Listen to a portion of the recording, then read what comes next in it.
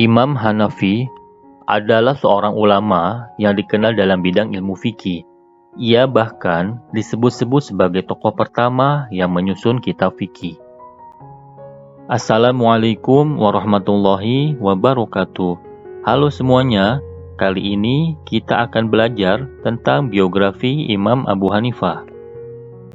Sebelum kita mulai, buat kalian yang mau support channel ini agar terus berkarya, caranya gampang banget. Kalian cukup klik tombol subscribe dan tekan tombol loncengnya. Dukungan kalian sangat membantu supaya kita bisa rutin posting dan bersama-sama belajar di channel ini. Semakin jauh dari masa Rasulullah dan semakin luas daerah-daerah yang mengenal Islam, semakin luas pula perkembangan ilmu keislaman. Misalnya, dahulu di zaman Rasulullah dan sahabatnya, huruf-huruf Al-Quran ditulis dengan tanpa menggunakan harokat dan tanda titik. Setelah orang-orang non-Arab mengenal Islam, penulisan huruf-huruf Al-Quran lebih disederhanakan dengan menambah titik pada huruf-huruf yang hampir sama. Lalu, di masa berikutnya ditambahkan harokat. Yang demikian dimaksudkan agar orang-orang non-Arab mudah membacanya. Demikian juga dalam permasalahan agama secara umum. Para sahabat dimudahkan dalam memahami Islam karena mereka bisa bertanya langsung dengan Rasulullah Shallallahu Alaihi Wasallam, dan para tabi'in bisa bertanya kepada para sahabat. Adapun orang-orang setelah mereka dengan penyebaran Islam yang luas membutuhkan penyederhanaan yang lebih mudah dipahami oleh akal pikiran mereka. Orang pertama yang melakukan usaha besar menyederhanakan permasalahan ini adalah seorang imam besar yang kita kenal dengan Imam Abu Hanifah rahimahullah. Beliau menyusun kajian fikih dan mengembangkannya demi kemudahan umat Islam. Mari sejenak mengenal seorang imam yang mulia ini. 1. Kelahiran dan masa kecilnya. Sebagaimana orang-orang lebih mengenal Imam Syafi'i daripada nama aslinya, yaitu Muhammad bin Idris. Jarang juga orang yang tahu bahwa nama Imam Abu Hanifah adalah Nu'man bin Thabit bin Zuta bin Marzuban. Ia adalah putra dari keluarga Persia, bukan orang Arab. Asalnya dari kota Kabul atau ibu kota Afghanistan sekarang. Kakeknya, Marzuban, memeluk Islam di masa Umar bin Khattab radhiyallahu an, lalu hijrah dan menetap di Kufah. Imam Abu Hanifah dilahirkan di Kufah, Irak pada tahun 80 Hijriah bertepatan dengan tahun 699 Masehi. Ayahnya, Thabit, adalah seorang pebisnis yang sukses di kota Kufah. Tidak heran kita mengenal Imam Abu Hanifah sebagai seorang pebisnis yang sukses pula, mengikuti jejak sang ayah. Jadi, beliau tumbuh di dalam keluarga yang soleh dan kaya. Di tengah tekanan peraturan yang represif yang diterapkan Gubernur Irak, Hajjaj bin Yusuf, Imam Abu Hanifah tetap menjalankan bisnisnya, menjual sutra dan pakaian-pakaian lainnya sambil mempelajari ilmu agama. 2. Menuntut ilmu. Sebagaimana kebiasaan orang-orang soleh lainnya, Abu Hanifah juga telah menghafal Al-Quran sedari kecil. Di masa remaja, Imam Abu Hanifah mulai menekuni belajar agama dari ulama-ulama terkemuka di kota Kufah. Ia sempat berjumpa dengan 9 atau 10 orang sahabat Nabi, semisal Anas bin Malik dan Sahal bin Sa'ad. Saat berusia 16 tahun, Abu Hanifah pergi dari Kufah menuju Mekah untuk menunaikan ibadah haji dan berziarah ke kota Nabi Shallallahu Alaihi Wasallam, Madinah Al-Munawwarah. Dalam perjalanan ini, ia berguru kepada tokoh tabi'in, Atha bin Abi Rabah, yang merupakan ulama terbaik di kota Mekah. Jumlah guru Imam Abu Hanifah adalah sebanyak 4.000 orang guru. Di antaranya, 7 orang dari sahabat Nabi, 93 orang dari kalangan tabi'in, dan sisanya dari kalangan tabi'at tabi'in. Jumlah guru yang demikian banyak tidaklah membuat kita heran, karena beliau banyak menempuh perjalanan dan berkunjung ke berbagai kota demi memperoleh ilmu agama. Beliau menunaikan haji sebanyak 55 kali. Pada musim haji, para ulama berkumpul di Masjidil Haram untuk menunaikan haji atau untuk berdakwah kepada kaum muslimin yang datang dari berbagai penjuru negeri. 3. Kepakarannya dalam bidang fikih. Yahya bin Sa'id Al-Qattan berkata, "Aku tidak berbohong kepada Allah bahwa aku belum pernah melihat pendapat yang lebih baik dari pendapat Abu Hanifah." Ali bin Ashim berkata, "Kalaulah ilmu Abu Hanifah ditimbang dengan ilmu orang-orang pada masanya, pasti ilmunya lebih banyak dari mereka." Hafiz bin Ghiyath berkata, pendapat Abu Hanifah dalam bidang fikih lebih detail daripada syair. Tidak ada yang bisa mencelanya kecuali orang yang bodoh. Ibnu Al-Mubarak berkata, Abu Hanifah adalah orang yang paling paham tentang fikih. A'mashi berkata bahwa dia pernah ditanya tentang suatu masalah. Dia lalu berkata, An-Nu'man bin Sabit sebenarnya lebih pantas. Aku yakin dia diberkahi perbuatannya. Az-Zahabi berkata, kepemimpinan dalam bidang fikih dan seluk-beluknya yang rumit diserahkan kepada imam ini. Ini adalah masalah yang sudah menjadi rahasia umum. Tidaklah berarti apa-apa sesuatu yang ada dalam pikiran. Kalau siang hari masih memerlukan petunjuk, perjalanan hidupnya bisa mencapai beberapa jilid untuk dibukukan. Semoga Allah memberikan rahmat-Nya kepadanya. 4. Seorang ulama berpengaruh. Imam Abu Hanifah menciptakan suatu metode dalam beristihad dengan cara melemparkan suatu permasalahan dalam suatu forum. Kemudian, ia mengungkapkan pendapatnya beserta argumentasinya. Imam Abu Hanifah akan membela pendapatnya di forum tersebut dengan menggunakan dalil dari Al-Quran dan Sunnah Nabi ataupun dengan logikanya. Diskusi bisa berlangsung seharian dalam menuntaskan suatu permasalahan.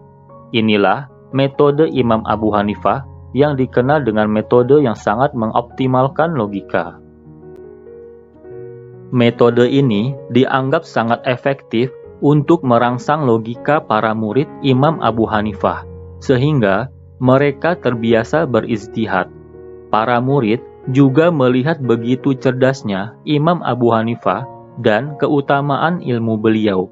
Dari majelis beliau, lahirlah ulama-ulama besar, semisal Abu Yusuf, Muhammad Asy-Syaibani, Az-Zufar, dan lain-lain. Dan majelis beliau menjadi sebuah metode dalam kerangka ilmu fikih yang dikenal dengan mazhab Hanafi, dan membuat sebuah kitab yang istimewa, Al-Fiqh Al-Akbar. 5. Penolakan sebagai hakim. Khalifah Abu Ja'far Al-Mansur berkata kepada menterinya, "Aku sedang membutuhkan seorang hakim yang bisa menegakkan keadilan di negara kita ini. Dengan kualifikasi, dia tidak takut kepada siapapun dalam menegakkan kebenaran, paling memahami Al-Quran dan Sunnah Rasulullah. Menurutmu, siapa yang layak menduduki posisi ini?" Lalu sang menteri menjawab, "Sejauh pengetahuan saya, ulama yang paling tepat menduduki jabatan ini adalah Abu Hanifah An-Nu'man." Betapa bahagianya kita jika ia menerima tawaran sebagai hakim ini. Apa mungkin seseorang bisa menolak jika kita yang memintanya? Tanya Khalifah lagi. Sejauh yang kami tahu, dia tidak pernah tunduk kepada permintaan siapapun. Tampaknya, dia tidak suka menduduki posisi sebagai hakim. Maka, utuslah seseorang utusan, mudah-mudahan hatinya terbuka dan menerima tawaran ini. Khalifah kemudian mengutus seorang utusan, memintanya untuk menghadap seraya menawarkan posisi sebagai hakim. Abu Hanifah menjawab, "Aku akan istikharah terlebih dahulu. Salat 2 rakaat meminta petunjuk kepada Allah. Jika hatiku dibuka, maka akan aku terima. Jika tidak, maka masih banyak ahli fikih lain yang bisa dipilih salah satu di antara mereka oleh Amirul Mukminin. Waktu terus berjalan, ternyata Abu Hanifah tak kunjung menghadap khalifah. Maka ia mengutus seorang utusan memintanya menghadap. Abu Hanifah kemudian pergi menghadap, namun ia beriktikad untuk menolak jabatan hakim yang ditawarkan kepadanya. Ternyata khalifah tidak menyerah begitu saja. Ia bersumpah agar Abu Hanifah menerima jabatan sebagai hakim yang ditawarkan. Akan tetapi, Abu Hanifah tetap menolaknya, seraya berkata, "Wahai Amirul Mukminin, sesungguhnya aku tak pantas untuk menduduki jabatan hakim." Lalu, khalifah malah menjawab, "Engkau dusta."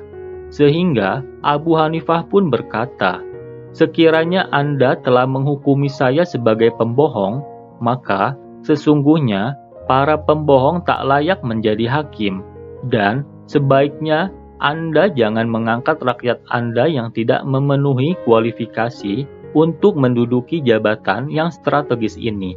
Wahai Amirul Mukminin, takutlah kepada Allah, dan jangan Anda delegasikan amanah kecuali kepada mereka yang takut kepada Allah. Jika saya tidak mendapat jaminan keridhaan, bagaimana saya akan mendapat jaminan terhindar dari murka?" Khalifah lalu memerintahkan mencambuknya 100 cambukan, lalu dijebloskannya ke penjara. Selang beberapa hari, Khalifah mendapat teguran dari seorang kerabatnya. "Wahai Amirul Mukminin, sesungguhnya Anda telah mencambuk diri Anda dengan 100.000 pukulan pedang." Maka Khalifah segera memerintahkan untuk membayar 30.000 dirham atau sekitar 2,1 miliar kepada Abu Hanifah sebagai ganti atas yang telah dideritanya, lalu membebaskannya dan mengembalikan ke rumahnya. Ternyata, setelah harta tersebut diberikan, ia menolaknya. Maka, Khalifah memerintahkan untuk menjebloskan kembali ke penjara. Hanya saja, para menteri mengusulkan bahwa Abu Hanifah segera dibebaskan dan cukup diberi dengan penjara rumah, serta melarangnya untuk duduk bersama masyarakat atau keluar dari rumah. 6. Akhir hayat. Selang beberapa hari setelah mendapatkan tahanan rumah, ia terkena penyakit. Semakin lama, semakin parah. Akhirnya, ia wafat pada usia 68 tahun di kota Baghdad pada tahun 150 Hijriah atau 767 Masehi. Berita kematiannya segera menyebar. Ketika Khalifah mendengar berita itu, ia berkata, "Siapa yang bisa memaafkanku darimu, hidup maupun mati?" Salah seorang ulama Kufah berkata, "Cahaya keilmuan telah dimatikan dari kota Kufah. Sungguh, mereka tidak pernah melihat ulama sekali berdia selamanya." Yang lain berkata, "Kini mufti dan fakih Irak telah tiada." Imam Ibnu Katsir mengatakan, 6 kelompok besar penduduk Baghdad menyolatkan jenazah beliau secara bergantian. Hal itu dikarenakan banyaknya orang yang hendak menyolatkan jenazah beliau. Di masa Turki Utsmani, sebuah masjid di Baghdad yang dirancang oleh Mimar Sinan didedikasikan untuk beliau. Masjid tersebut dinamai Masjid Imam Abu Hanifah. Sepeninggal beliau, mazhab fikihnya tidak redup dan terus dipakai oleh umat Islam, bahkan menjadi mazhab resmi beberapa kerajaan Islam, seperti Daulah Abbasiyah, Mughal, dan Turki Utsmani. Saat ini, mazhab beliau banyak dipakai di daerah Turki, Suriah, Irak, Balkan, Mesir, dan India. Silahkan komen di kolom komentar pelajaran apa yang kalian dapat setelah tahu informasi ini. Selain itu, jangan lupa klik tombol like dan share ya. Saya doakan supaya kalian semuanya sukses selalu. Saya undur diri dan jangan lupa subscribe channel Inspirasi Bang Bo. Wassalamualaikum warahmatullahi wabarakatuh.